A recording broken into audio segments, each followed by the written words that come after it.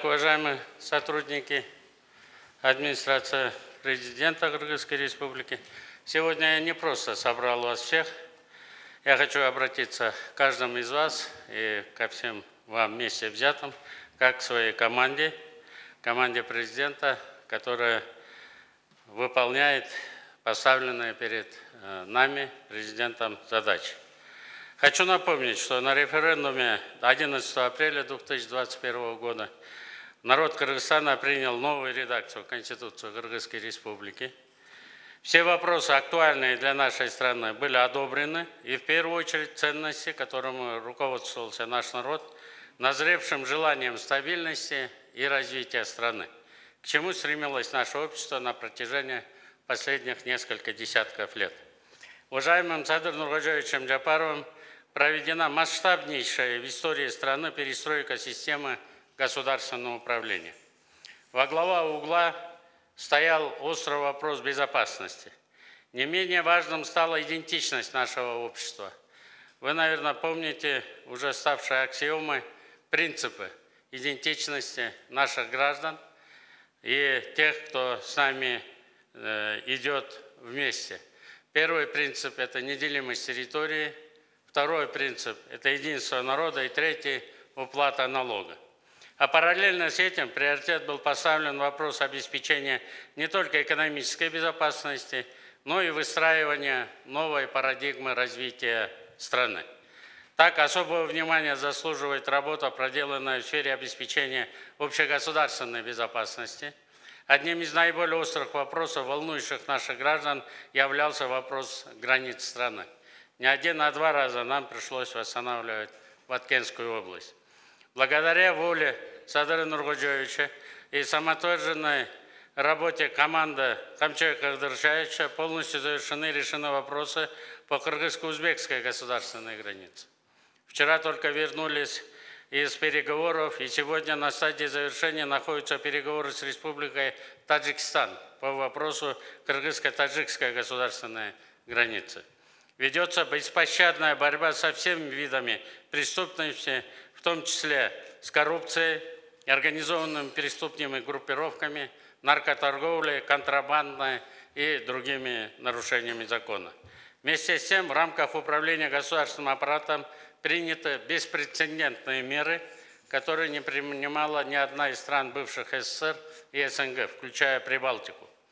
Если раньше было 2 и более центра управления, вы помните, были администрация президента, аппарат правительства, были приближенные президента, была семья президента, и никто не понимал, где принимаются эти решения. Глава государства, уважаемый Садыр Нуркожоевич Джапаров, своим политически выверенным волевым решением объединил 2 аппарата, ликвидировал лиц, способствующих принятию решения, и создал администрацию президента, что стало некой панацеей борьбы с бюрократией и одним из катализаторов развития страны, тем самым произведена консолидация вертикали власти. Этот шаг позволил укрепить контроль и координацию между различными ветвями власти, что способствовало более эффективному управлению и реализации государственной политики.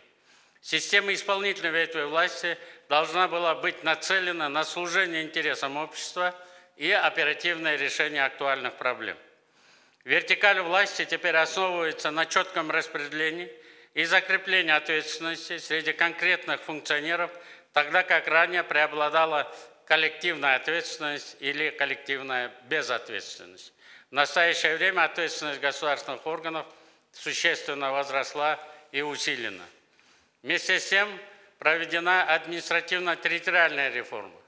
Колоссальный объем работы проделан нашей командой. Так, если было 452 муниципальных образований и 8586 служащих, их стало 235 и, соответственно, служащих 4643.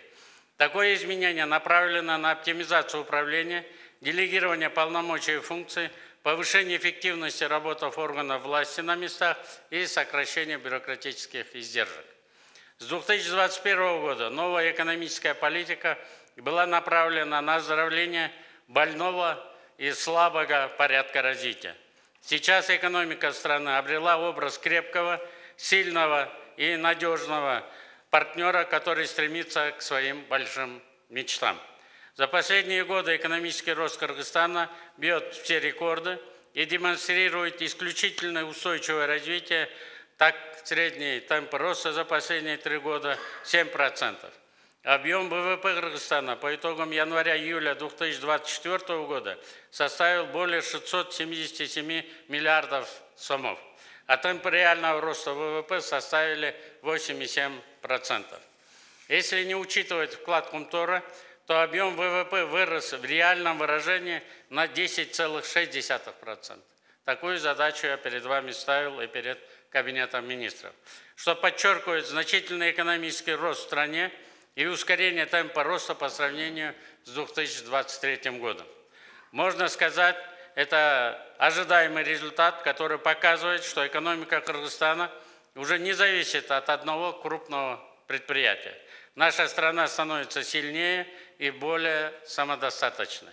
Такой рост в условиях глобальной нестабильности и вызовов говорит о том, что экономика не просто адаптировалась, она вышла на новый уровень и продемонстрировала настоящий прорыв. Кыргызстан постепенно переходит в другую лигу стран, более конкурентную и более, соответственно, взаимодействие с международными финансовыми институтами неизбежно изменится.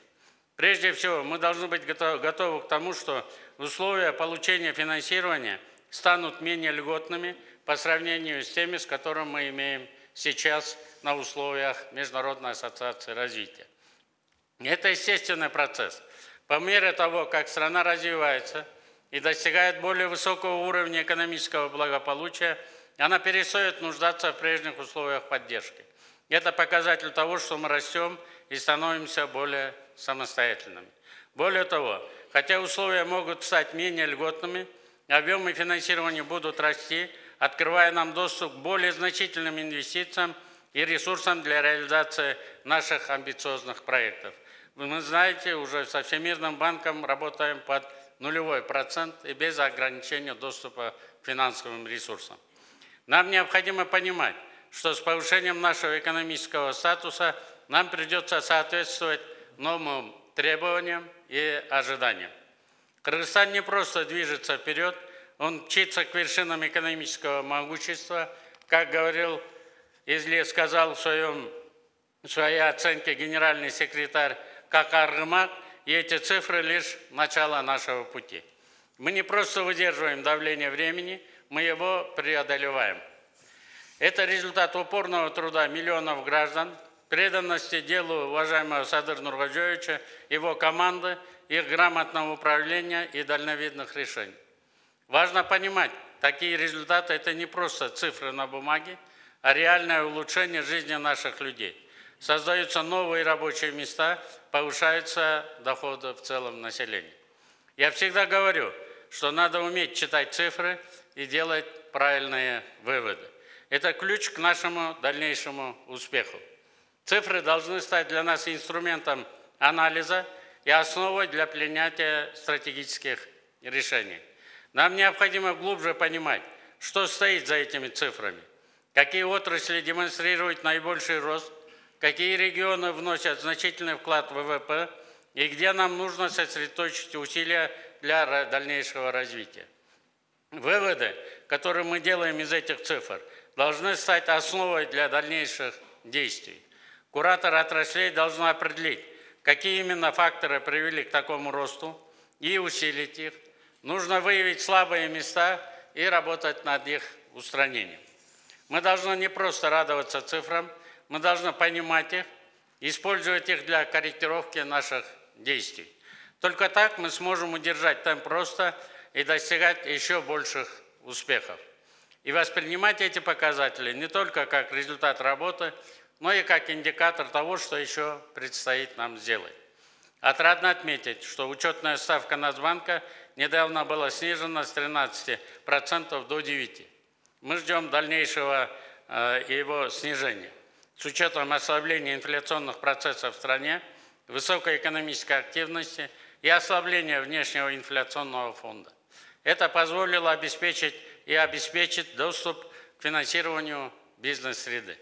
Стоит также обратить ваше внимание, что благодаря взвешенной денежно-кредитной политике, как Национального банка, так и Кабинета министров, инфляция замедлилась с 14,7% в 2022 году до 7,3% в 2023 году. В январе и в июле текущего года прирост потребительных цен и тарифов в целом по республике составил 2,3%. Уровень монетизации экономики варьируется от 38% до 43%. Международная практика уровень монетизации должен составлять 100-120%, не увеличивая инфляцию. При этом скорость обращения различных денежных агрегатов варьируется в диапазоне 2,5-3,5 вместе ожидаемых 5. Также ввиду различности циклов работы денежных агрегатов периодически наблюдается объем излишней ликвидности национальной валюты, порядка 50 миллиардов сомов. Должно быть обеспечено эффективное управление длиной денег и снижение инфляционного давления. Уважаемые коллеги, говоря о цифрах и об анализе, затрону тему модернизации национальной статистической системы. Сегодняшние вызовы требуют от нас более точных и достоверных данных, на основе которых мы сможем принимать эффективные решения и планировать. В этой связи мы должны внедрить новые инструменты в нашу статистическую систему, одним из которых является учет природно-климатических ресурсов. Внедрение природно-климатических средств в статистическую отчетность позволит нам получить полное представление о состоянии наших природных ресурсов. Например, водные ресурсы Кыргызстана являются стратегическим активом, от которого зависит не только благополучие нашей страны, но и соседних государств ниже по течению. Точный учет запасов воды, динамики ее использования и изменения в климате позволит нам более эффективно управлять этим важнейшим ресурсом, предотвращать возможные кризисы и планировать долгосрочные стратегии. Мы сможем заранее предвидеть возможные риски, связанные с изменением климата, и принимать меры по их минимизации. Нам необходимо обеспечить не только сбор данных, но и их точный анализ, использование передовых технологий и методов, которые позволят нам получить объективную картину состояния всех природных наших ресурсов. Дорогие коллеги, сейчас я говорю вам не просто как руководитель, а как человек, разделяющий с вами одну судьбу и одну миссию. Здесь собрались не просто сотрудники администрации, вы все являетесь бойцами невидимого фронта, стражи, на плечах которых лежит судьба целой страны. Каждый из вас – это ключевой элемент, который двигает вперед весь механизм государственного управления. Мы здесь находимся с большой миссией, и мы выполняем свой священный долг перед нашей страной. В арабском языке есть слово «аманат», которое означает «веренное на ответственное хранение то, что нам Всевышний доверил». В нашем случае именно нам дан тот аманат и доверена честь быть теми, кто определяет курс развития целой страны, а с этой честью приходит и великая ответственность перед главой нашего государства. Я хочу, чтобы каждый из вас вспоминал, почему он здесь. Мы все пришли в это место не ради личных амбиций, не ради признания, а ради того, чтобы служить своему народу и своему государству. Сегодня население страны поддерживает нас. Это 82% поддержки курса проводимой работы государственной власти согласно исследованиям Международного республиканского института. Народ увидел и ощутил улучшения во всех сферах. Такие случаи в мире уникальны. Эти цифры доверия нашего народа мы должны удержать и наращивать, что требует от нас железной воли и беспрекословной дисциплины, безупречной работы, абсолютной решимости, силы духа и готовности к действиям, которые перевернут ход истории. Сейчас от нас требуется больше, чем просто профессионализм. Нами преодолен исторический рубеж. ВВП страны составил 1 триллион 229 миллиардов сомов. Это почти 14 миллиардов долларов, что значительно выше показателя предыдущих лет. ВВП на душу населения составил почти 2000 долларов США, тогда как в 2020 году он составлял всего 1230 долларов. Необходимо отметить, что усиление работы налоговой службы, по цифровизации, фискализации, прозрачности и отслеживаемости оказала значительное влияние на увеличение налоговых поступлений. Это касается и таможенной службы. Бюджет страны демонстрирует значительный рост и за последние 3 года увеличился в 2 раза. Так, если консолидированный бюджет страны в 2020 году составлял 247,7 миллиардов сомов, то к 2023 году ресурсы бюджета достигли 577,2 миллиардов сомов. В текущем 2024 году мы планируем уверенно перейти рубеж 660 миллиардов сомов. Мы сейчас с Бакытом Сыдыковым просчитывали, за эти 3 года мы дали экономике нашей страны более 1 триллиона сомов. Это более чем 12 миллиардов долларов мы вложили в экономику. Самый большой инвестор в экономике, самый большой игрок – это правительство Кыргызстана. И здесь мы должны сказать, что есть над чем еще впереди поработать. Объем прямых иностранных инвестиций не очень велик в сравнении с инвестициями со стороны правительства. Каждый год в районе 1 миллиарда долларов.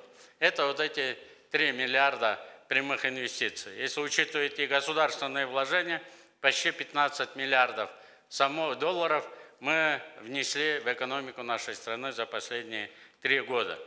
Тем самым мы смогли существенно увеличить финансирование реального сектора, в том числе обеспечить энергетическую безопасность нашей страны.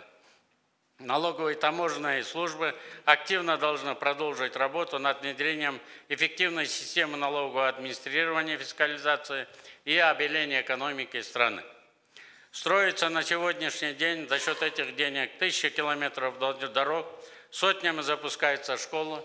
Я надеюсь, вы прочитали мое обращение к строителям, что мы в прошлом году преодолели рубеж, оставленный нашими отцами и прадедами, коммунистами. В 1986 году было построено и запущено для наших школьников всего 50-53 школы. Самое большое количество школ это было в эти годы. Мы в прошлом году с вами новые школы построили 105 школ и преодолели по квадратуре, по жилому строительству. Здесь, конечно же, мы создали хорошие благоприятные условия для наших строителей. Безусловно, отмеченные достижения смогли стать реальностью благодаря именно фискализации и борьбе с теневой экономикой. Стоит отметить, что реформы, проводимые по фискализации, не были хаотичными. Они подкреплялись строго выверенными, научными обоснованными подходами и выработаны практическим опытом наших фискальных служб. Уважаемые коллеги, никто не имеет права отступиться. Нет пути назад, нет места для колебаний и страха. Вы те, кто держит в руках ключи к завтрашнему дню. И мы обязаны открыть двери к светлому и стабильному будущему. Мы с вами не просто государственные служащие, мы архитекторы будущего нашей страны. И от того, как мы справимся с той или иной задачей, зависит, какими нас запомнят наши потомки. Все мы активно ведем работу по ликвидации нищеты. Если в 2022 году крайне бедных семей было порядка 111 тысяч, в 2024 году их количество сократилось до 81 тысяч семей. За 3 года социальными контрактами обеспечены около 13 тысяч семей. В текущем году мы обеспечим финансированием еще 23 тысячи крайне бедных и малоимущих семей. Вы помните указ нашего президента о том, что круглым сиротам с этого года мы начинаем выплачивать по достижению 18 лет по 500 тысяч сомов. Кроме всего этого, мы создаем национальный суверенный инвестиционный фонд, который призван консолидировать государственные компании в целях повышения эффективности их функционирования и повышения доходности. Будет введен новый инструмент управления, который будет соответствовать мировым стандартам. К этим нововведениям навыки и компетенции сотрудников администрации президента должны соответствовать и коррелировать. Мы уже не раз доказывали, что можем преодолевать любые преграды. Сейчас пришло время выйти на новый уровень. Пришло время показать, что мы не просто готовы к вызовам, мы их создаем, мы их определяем, мы их побеждаем. Каждый ваш шаг должен быть точным, как хирургический разрез. Мы обязаны действовать решительно, без жалости к себе и к каким-либо обстоятельствам. Я как руководитель знаю каждого из вас, кто как работает, кто как пишет, кто о чем говорит и у кого какие сильные и слабые стороны. Те, кто не готов идти до конца, должны покинуть наш строй. Слабость и сомнения – это роскошь, которую мы не можем дальше себе позволить. Если кто-то считает, что можно работать в полсилы или отступить перед трудностями, вы ошибаетесь. Здесь нет места для полумер. Здесь только полная отдача и преданность делу. Уважаемые коллеги, мы строим новый этап развития нашей страны. В этом году мы отмечаем столетие основания Каракыргызской автономной области, которая стала важным этапом формирования суверенной государственности и независимости современного Кыргызстана. В честь этого уважаемый президент поставил перед Кабинетом министров и администрацией, чтобы мы запустили 100 крупных проектов промышленных и отдельно 100 социальных объектов. Сегодня в работе 136 крупных объектов и почти более 200 социальных объектов одновременно строятся по Кыргызстану. Значимым и особенным событием этого года станет наш переезд в новое здание, в администрацию президента. Никто не верил, что нам удастся реализовать этот проект. Проделан огромный пласт работы. Со времен приобретения независимости не было построено ни одного столь масштабного административного здания. А это в первую очередь авторитет и лицо нашей страны. В данном контексте хочу отметить, что нет ничего невозможного. Там должны работать сильнейшие, лучшие и эталоны государственных служащих. Дорогие коллеги, мы больше не можем позволить себе думать в рамках привычного. Нам нужно стремиться к большему, к новым высотам, которые до этого казались недостижимыми. Настали времена, когда надо выходить за рамки имеющихся реалий. Кыргызстан о себе должен заявить миру, как состоявшаяся страна с большими амбициями, готовая реализовывать крупномасштабные проекты, такие как строительство Камбаратинской ГЭС-1 и железной дороги Китай, Кыргызстан, Узбекистан. Более того, скоро мы запустим новый пункт пропуска Бедель с одной из первых экономик мира Китайской Народной Республикой, что, несомненно, повысит транспортно-логистический потенциал нашей страны. Никто не станет замечать нас, пока мы сами не заявим о себе должным образом. Нам нужно активнее и смелее выходить на международную арену, в том числе укрепляя наши позиции в суверенных рейтингах и представляя Кыргызстан на лучших мировых площадках. Мы должны войти в топ-30 лучших стран по достижению ЦУР к 2030 году. Сейчас мы занимаем 48 место из 166 государств. Наша главная цель – достичь ВВП в 30 миллиардов США к 2030 году. Хочу напомнить, что до прихода Садыра Нуркоджоевича международные финансовые институты все в один голос заявляли, что наша страна стоит на пороге исчезновения, и если сохранится, то к 2050 году объем ВВП в Кыргызстане будет всего 20 миллиардов долларов. Наперекор всему мы с вами ставим задачу, которая выливается в цифру 30 миллиардов долларов уже к 2030 году. А к 2050 году мы должны сделать ВВП 200 миллиардов долларов. Для этого необходимо поддерживать ежегодный номинальный рост ВВП на уровне 10-12%. Согласно классификации Всемирного банка, Кыргызстан уверенно поднимается по показателю ВВП на душу населения и уже к 2030 году может стать страной с доходами выше среднего, выше, чем 4466 долларов на душу населения, перейдя от текущего состояния страны с уровнем дохода ниже среднего. Вокруг этих цифр будет строиться вся государственная политика развития к 2030 году. Я убежден, что у нас есть и будут все необходимые ресурсы для достижения этих целей. Путь к успеху требует мужества идти к новому. Всем известно, что суверенные рейтинги таких агентств, как Moody's, Standard & Poor's и Fitch, являются индикаторами экономической стабильности и доверия со стороны международного сообщества. Moody's повысила перспективный прогноз по кредитному рейтингу Кыргызской Республики с негативного на стабильный и подтвердила долгосрочные рейтинги эмитентов в национальной и иностранной валюте на уровне B3. Но этого недостаточно и мало. Надо брать планку выше. Текущий рейтинг не соответствует нашим реалиям, и над этим надо поработать. Наша задача – повысить позиции страны в этих рейтингах, что откроет новые возможности для инвестиций и сотрудничества. Мы должны сделать все возможное, чтобы мир увидел результаты наших реформ, прогресса и стремления к лучшему. Это является стратегической целью, к которой мы должны стремиться, чтобы обеспечить стабильность и процветание страны. Но для этого нужно не просто проводить реформы, а еще уметь демонстрировать их на международной арене, показывая, что Кыргызстан движется в правильном направлении. Мы уже сделали первый фундаментальный шаг. Пример тому служит недавний международный форум, который состоялся в Вене в июне 2024 году.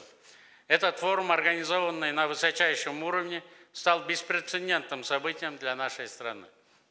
Сейчас страны Европейского Союза кардинально поменяли свое мнение о нашей стране. Мы показали, что можем не только принимать участие в крупных международных мероприятиях, но и успешно самостоятельно организовывать их за пределами Кыргызстана.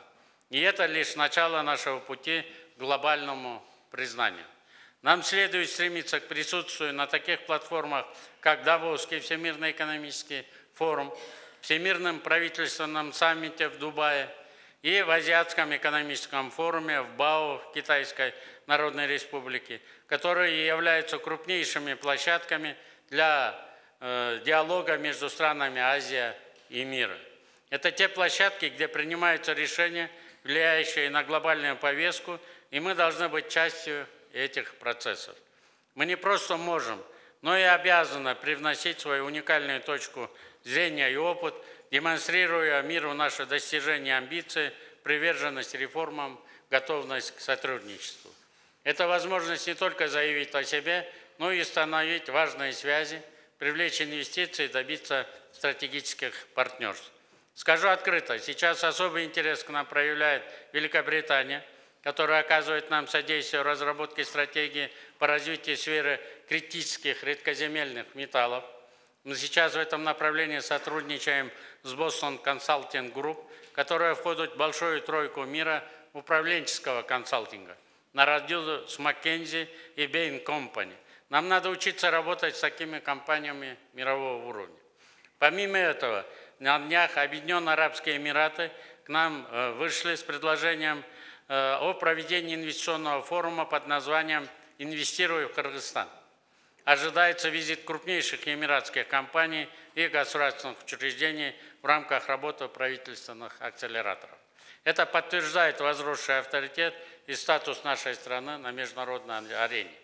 И этот интерес не должен быть формальным и оставаться на бумаге, а должен подтвержден практическим результатом. Мы должны учиться удерживать инвесторов, договоренности должны конвертироваться в конкретные проекты.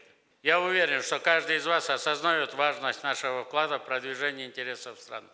Сегодня от каждого из нас требуется максимальная самоотдача, креативный подход и постоянное стремление к достижению высоких результатов. Для достижения наших амбициозных целей необходимо, чтобы каждое управление и структурное подразделение администрации президента имели свою отличительную особенность, четкую черту и ясный вектор работы. Это не просто слова, это основа нашей эффективности и нашего успеха. Иными словами, вы должны иметь свою уникальную задачу и миссию. Каждый из вас. Кто-то из вас работает с тем, что уже известно и понятно, углубляясь в детали, совершенствуя уже существующие процессы. Кто-то, напротив, занимается неизведанным, исследует новые горизонты, разрабатывает инновации и стратегии, которые принесут плоды в будущем. В этом и заключается наша сила, в разнообразии задач и подходов, которые объединяются в один общий результат. Мы все являемся частью одной дружной и большой команды. Поддержка друг друга, обмен опытом и знаниями, взаимодействие и синергия – это те принципы, которые должны лежать в основе нашей работы. Только действуя как единое целое в гармонии, мы сможем добиться того, чтобы администрация президента стала примером крайней эффективности, высокого профессионализма и подражания другим. Необходимо быть готовым к современным вызовам.